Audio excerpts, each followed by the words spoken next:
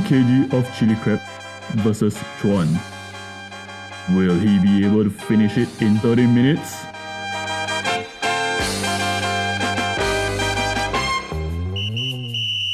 Okay, where do I start?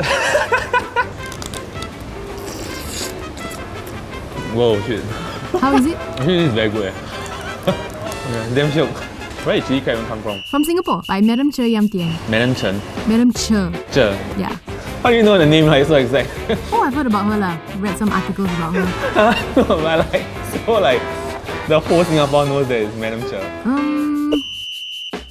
I don't know, some seafood place. Chef Wong. A Teochew guy who has like some white hair. I always thought it was my mom. No, it's my mother who make the chili crab. As a young boy, I love to play around the sea. My dad, if he's off duty, he'll bring me down to the beach.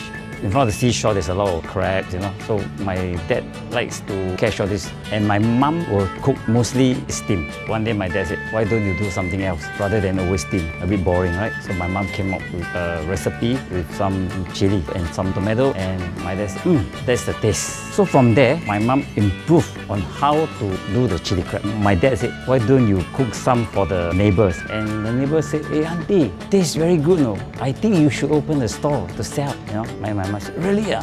So my dad said, okay, why don't we try? So my dad bought a pressure lamp, just hang on the tree there to let people know that there are some food for you to try. So we started with only 2 tables and just doing the chili crab. That's where the chili crab began.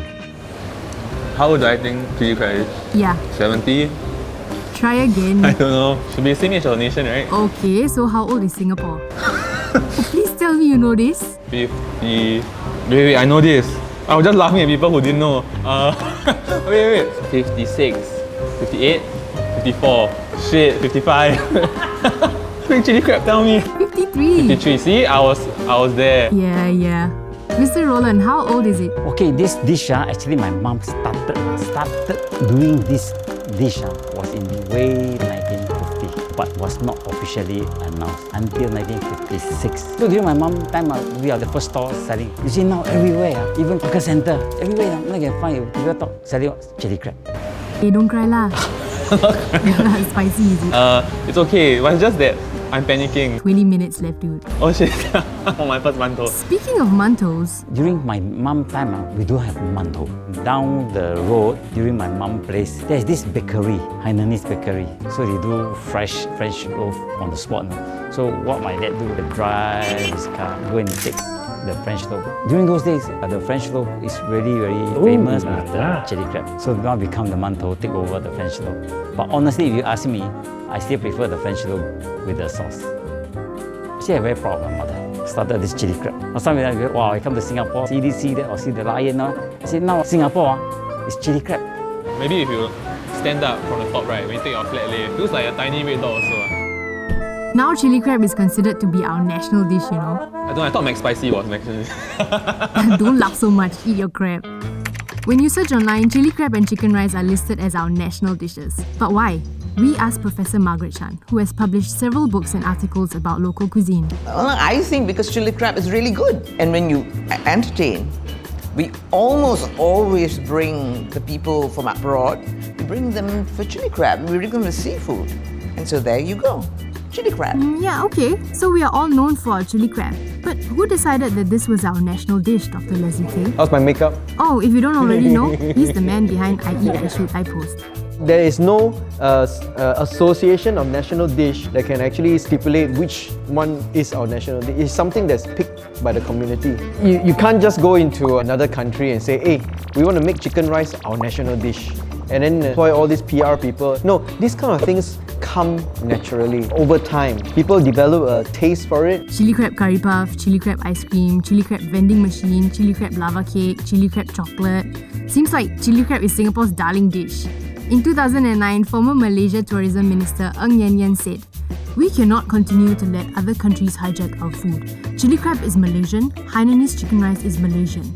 What did the inventor of chili crab have to say about that? My mom said, never mind, let them talk whatever they want. As long as we know that we are Singapore, we are the first one to do chili crab. Whoever want to say they are the first, let them talk. Side point, there was a big hoo-ha online when Singapore nominated hawker culture as a UNESCO Intangible Cultural Heritage, short form ICH. For those who have no idea what this is about, basically UNESCO established a list of intangible cultural heritage that aims to raise awareness about the importance of such heritage items and ensure their protection. That means countries can nominate their social practices, arts, knowledge, etc. to be represented on the list, like India for yoga, 18 countries for falconry, and Turkey for its whistled language. How cool is that? Singapore isn't on that list. In 2018, Singapore chose its first UNESCO ICH nomination. Hawker's culture.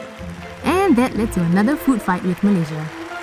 Look, it's not as if there's only one hawker culture that anybody can lay hold on and we get it first, you can't get it. Any tourists who want to come into this region will come to Singapore, experience our hawker culture, go over to Malaysia, experience their hawker culture, go over to Indonesia, experience their hawker culture. We're not claiming hawker culture as ours, we are claiming Singapore hawker culture as ours. The hawker culture comes around in a hawker centre. And what is hawker centres? Local food, good food, and an affordable price within a certain proximity.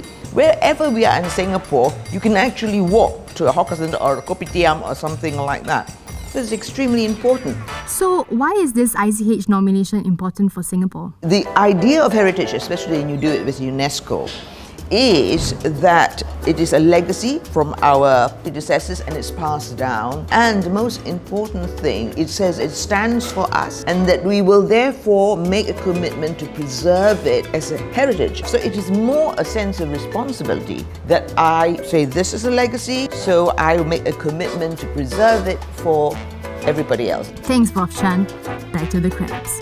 I'm just going to slow me down a bit, but I'm just going to take my time to eat this. Actually, it's okay lah, Chuan. You've already failed this challenge. Just give us your losing speech. 2 kg of crab is not 2 kg of durian. You thought it would be the same, right? But it's actually very, very different. Even the act of putting a piece of tissue paper to choke that seed, that is culture. You try to do that in any other country, you see what happens? You put a tissue paper there, you see who would honour your seed. That is typically Singapore.